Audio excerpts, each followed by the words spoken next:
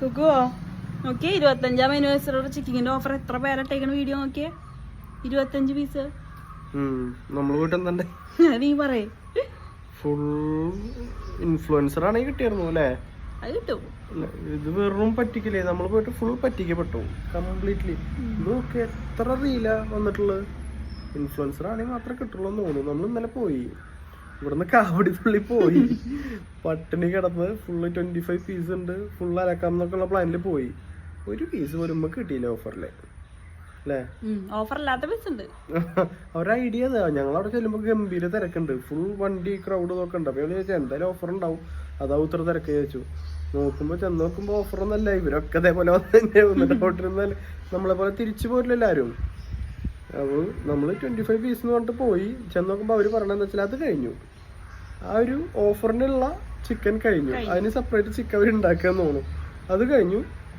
ഇപ്പൊ അല്ലാതെ സാധാരണ ചിക്കൻ ഉണ്ട്, അത് വേണമെങ്കിൽ കഴിക്കാമെന്ന്. അപ്പോൾ ഞാൻ ചോദിച്ചു എന്നാൽ ഇത് എപ്പോഴാണ് ഉണ്ടാവുക, അങ്ങനെ ടൈം ഉണ്ടോ? ടൈം ഉണ്ടെങ്കിൽ ടൈം പറയാം, അപ്പോൾ ആ ടൈമിൽ വരാമെന്ന് പറഞ്ഞു.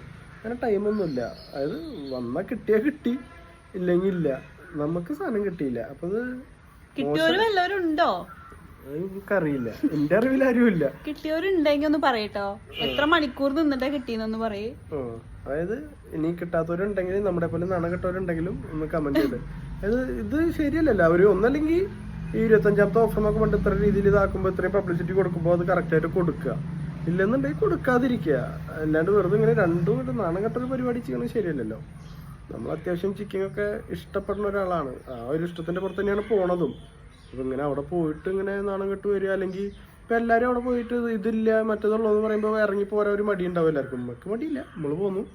അതെല്ലാം മടിയുള്ള ആൾക്കാരുണ്ടാവും. അപ്പൊ അങ്ങനെ ചെയ്യണത് ശരിയല്ല. അവർക്ക് ലാഭമായി, അവർക്ക് ലാഭാ.